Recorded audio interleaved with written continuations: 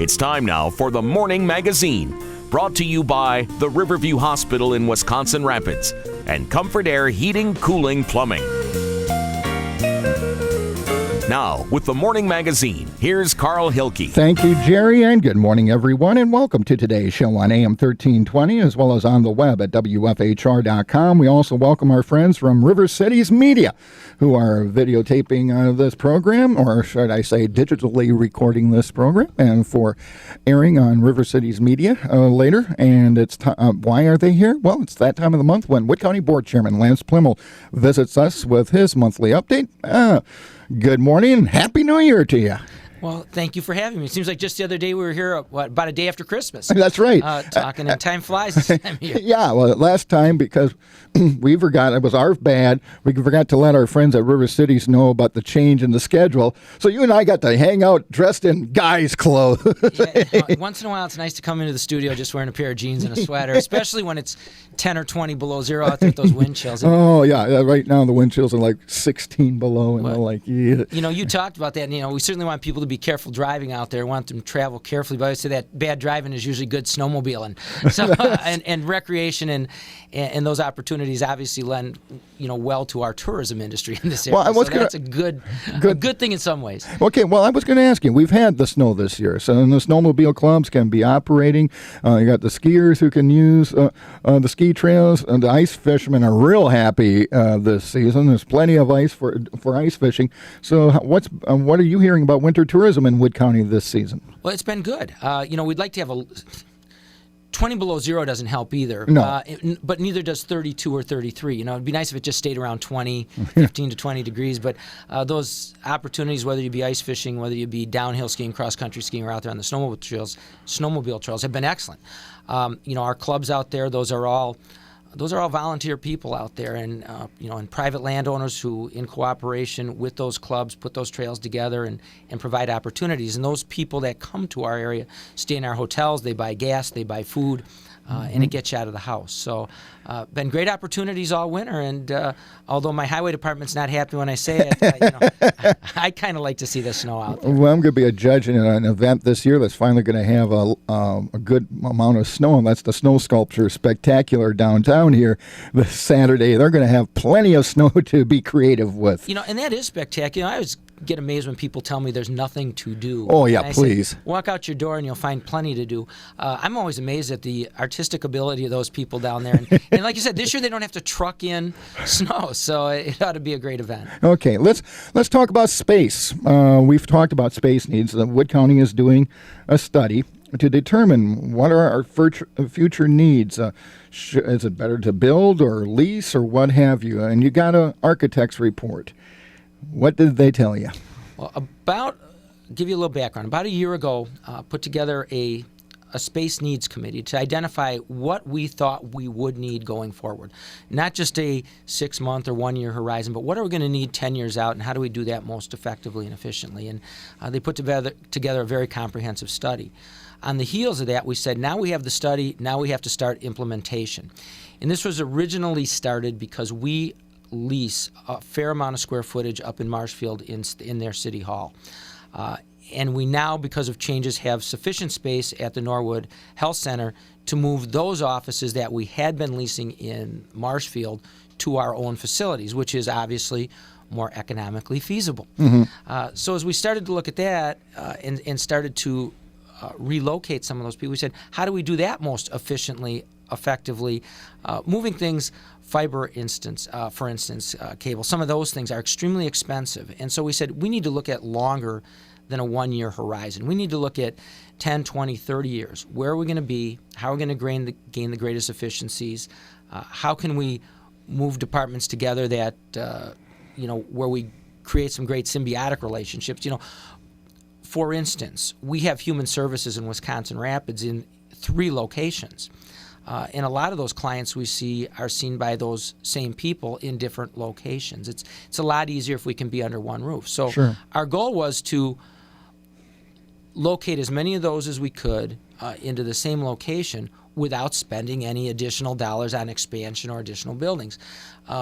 Should we identify that need in the future, that might be something we're going to need to budget for down the road. But it's much better to plan ahead and know what those costs may be than to all of a sudden come to the taxpayers and say, hey, we need a $30 million addition to something, and how are we going to do that? So we're looking at how do we identify that? How do we best use the space that we have? And if we do need additional space, are we better off expanding? Are we better off putting an addition onto a building, remodeling a building, or relocating to a different location? So take all those things into account and then make the best decision possible at the end of the day. Okay. Well, what did the architects tell you? Are you, for instance, do you have the capacity to expand, say, if the courthouse was in need of expansion? Do you have the availability of land, or can you build up? And that's a fairly older and historic structure, and sometimes that can limit what you can do with a remodeling. So, well, let's take the courthouse, for example. Up is out of the question. Okay. We do have some, and I think we would have cooperation. We do own some additional lands, going out in different directions, although that would require closure of a road in some direction. And I think we'd have the cooperation to do that should that be necessary. We have a location at 12th Street where we run our human services. That's a pretty big building, not necessarily a real effective or efficient building, but do we remodel that? Do we add on there? Do we buy additional land? We own acreage off of 17th Avenue. I think, I forget the amount up there. I think we might own as much as 30 acres up there.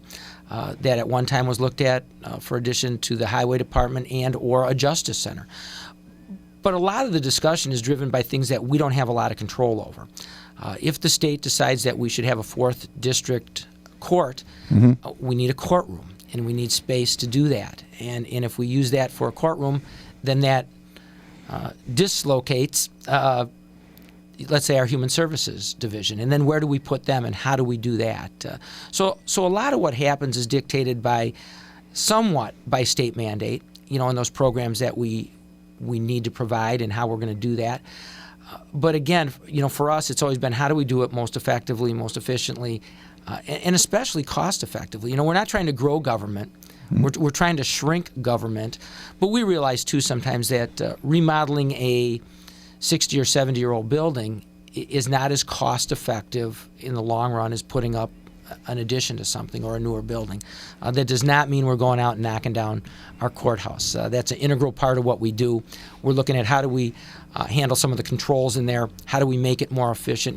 There wasn't a lot of concern about energy cost. We certainly weren't looking at fiber cable, at some of those other things that we need for data transmission back when those were built. Right. Even in the 70s, 80s, we weren't really looking at that. But all of those things, as you feed wires through, cost a lot of dollars. And I don't want to go on a limb here, but I know Marshfield has the same dilemma with their city hall. Are they going to keep that? Are they going to remodel? Are they going to go somewhere else? And I think if you talk to some of the people in Wisconsin Rapids and you look at what the cost was to finally remodel City Hall there, knowing all those unknowns going in, would you have done the same thing? And I don't know the answer. And over here in City Hall, Mayor Verwink has had, they're looking at how they do everything in City Hall, and part of it is upgrading, making sure everybody is using modern technology. He told me this, I think he told it on the air here, the story when one of his first days in office, walking around, and all of a sudden he heard ta-ta-ta-ta-ting, ta-ta-ta-ta-ting. What is that? And there was somebody using a typewriter. And he's like, what? So he's bringing government into the 21st century. So. Yeah, that's part of it. And, and the other part is, within our courthouse, we have rooms that on one day, one might be 58 or 60 degrees and another one's 90 degrees. Yeah. And how do we update those controls? How do we make that more efficient? How can we some of the old systems don't really allow you to bring down the heat at night and then be able to bring it up during the day effectively and efficiently. And without the study, you're just sticking your head in the sand. And so we commissioned the study to say, looking ahead, how are we going to best spend it's your money. How do we best spend your money and not just in that 1 year horizon? It doesn't make a lot of sense to spend $100,000 on a remodel if in 5 years you have to be out of there, or you'd be more cost effectively out of there. So we're probably 50% into this study, and then at the end of that day we'll make some decisions, and any monies that get expended have to be approved by the board, and that's where whether they be at those committee meetings or whether it be at the county board. That's where that citizen input is real important. How long will the study take? You say you're 50%? I'd say they're 50% done. I'm guessing that boy, the time goes so fast. I'm guessing that by June or July, we'll probably have a pretty good feel on what we really need and what's most effective, and then we'll probably have some options that we'll look at, based on cost, and then it will be a slow implementation. My first goal is to get the people that are in the Marshfield City Hall, because those leases expire at the end of this year, into the Norwood facility. And I know our sheriff, I talked to Sheriff Reichert the other day, we have adequate space and accommodations there for them. I know our Veteran Service Office can move into there without any real problems. Human Services, I think we can move them into that space with some minimal remodeling. So that's probably phase one, and then we look from there, how do we better do things? Okay. Yeah, the bottom line is efficiency. And obviously that's why you hired the architectural consulting firm to give you some expertise in how you do this. Yeah, and the firm was hired, when you hear architects, you think, boy, that means building. And what we really hired them for was more some of the engineering aspect of that. In other words, you might look at the courthouse and say, boy, if we put a little bit of square footage onto that particular building, we can accomplish what we want. But if structurally, from an engineering standpoint, if it can't be done, then starting down that path doesn't make a lot of sense. So we had to call on some of those experts to really ascertain what we have and what the viability is. And, they're not steering us any particular direction. It's just, here's your options, and let's look at them. And, I think the last thing the taxpayers like to see is a county board or somebody going to them and saying, we want to spend $50 or $60 million to build a jail, and here's the bill. There needs to be some real explanation as to, are we more efficient and more effective transporting prisoners to other locations? What are our lease options with those counties? How long are those options available? And how are we going to handle it? And then we have to look at things, I'll use that as a great example. How do we handle that with electronic monitoring? Are we projecting large increases in prisoner base? I can tell you, we had a resolution that came before the county board back in about 1999, I believe, and it would have expanded our jail by about 136 beds. Had we done that at the time, I can tell you right now, we'd be obsolete by 30% already. So we could have spent those millions of dollars at that time, and it wouldn't have worked. In the meantime, we have our sheriff has negotiated a great lease in Wapaka County, and with video conferencing and some of the other technologies, we don't have to bring people back and forth every day. We've saved the taxpayers millions of dollars. Is it as convenient as being, in the same building right next door? Probably not. But again, the bottom line says this is what you need to do. Yeah. And technology can make for a lot of efficiencies. If you're just joining us on the Morning Magazine, welcome. We're getting our monthly visit, from Wood County Board Chairman Lance Pliml. Lance, the governor's going to be giving a State of the State message tonight, and a story on The Wire today says Wisconsin homeowners would get their property and income taxes cut by an average of $150 a year under a plan Governor Walker will spell out tonight. Walker told Milwaukee and Madison newspaper reporters yesterday he'll devote just over half of the projected budget surplus, or $504 million, to tax relief. The Republican governor will give more details. The property in a speech tonight, the property tax cut would be a $101 a year on a home assessed at $151,000.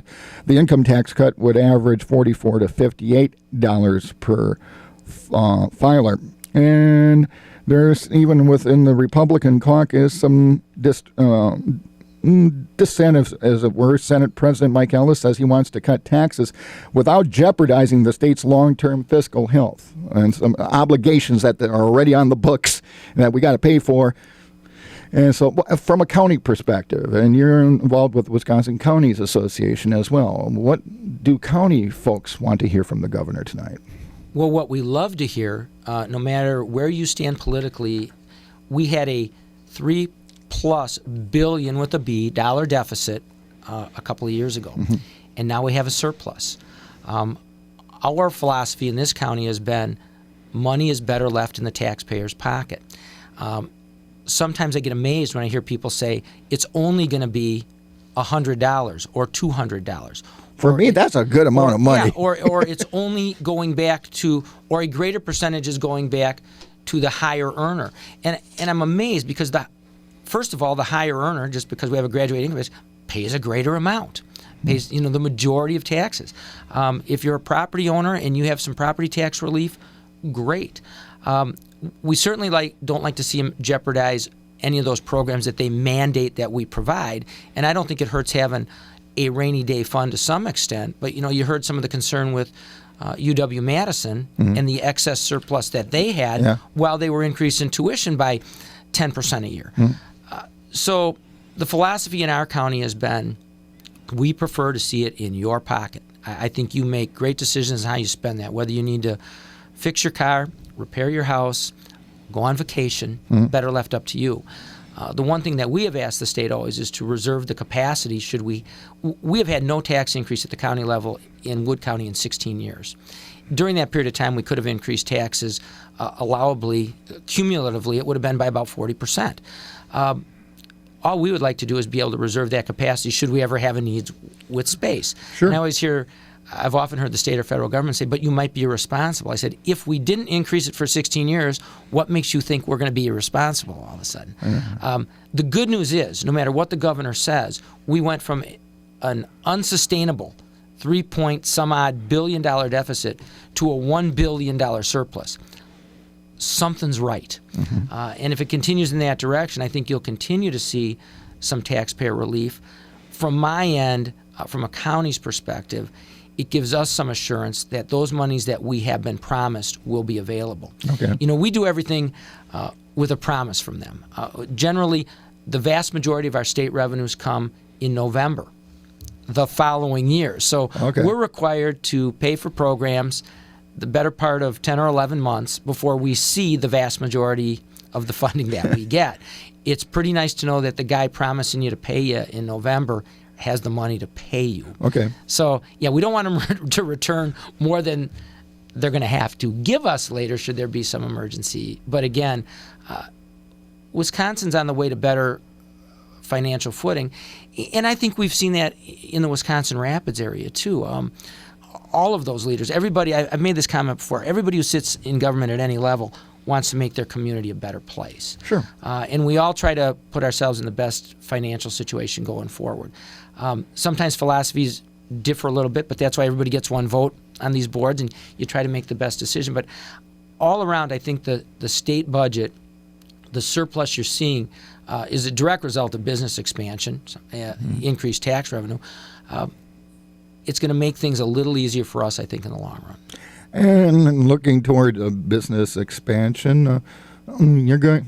The work is underway now in Buren on that business park, which Wood County is a partner in. And what's your hopes for that facility? I haven't had a chance to talk to you much. I've talked to John Evenson over there a lot about it to get updates, but from Wood County's perspective, what would you like to see happen? It's been a long time coming. It's been something that's been on the drawing board for a long time, and they finally broke ground on some of the infrastructure out there. I think it's great. I sometimes hear people say, well, we already have a business park. Well, I don't think having 2, 3, or 4 is a real problem. It shows that we have the infrastructure in place. We're ready to go. Different businesses have different needs, and it also creates a competitive situation, and competition is generally good for business. So that one with location, a closer location to interstate transportation, probably has a chance of filling up as rapidly as anywhere else. Love to see it happen. We're thrilled to death that that's finally coming to fruition. From a county perspective, we talked about the ability to help them bond for that project if needed, and that would be our position. If they ask us, they haven't. We did the groundwork. We know we can do it, but we haven't been asked for any funds yet. So we're kind of sitting on the sidelines, ready to help out if they need us. But again, another opportunity. Well, that corridor, too, you got a certified site in Wisconsin Rapids just up the road, and I guess the city and the business leaders and the like pretty soon, or if they haven't already, are going to be showing off that site to a prospective business or a company that's interested in it. and they're also, from what the mayor's told me, interested in all over this region. I mean, we forget that, a business might locate in Burin, but folks from Wisconsin Rapids are probably going to be some of the workers there. Absolutely. And same thing with Nakusa, Port Edwards, what have you. We always like to see it right in our backyard. Yeah. But realistically, I mean, if a business, whether it be small or large, locates in Stevens Point, it helps us also, or Marshfield. Love to see them right here, Sure. but frankly, that's not a real long drive. And I always say, if you're going to be a bedroom community, be the best bedroom community. But having that infrastructure in place helps those businesses make those decisions. And oftentimes, you'll see if a large, more industrial type factory comes in, it probably doesn't have the same. There's different reasons different businesses locate areas, and there's some that have, let's say, a manufacturing but some retail component to it, so they might need a little more visibility. So some of the stuff that might be tucked away in the back of a larger industrial park fits those needs very well.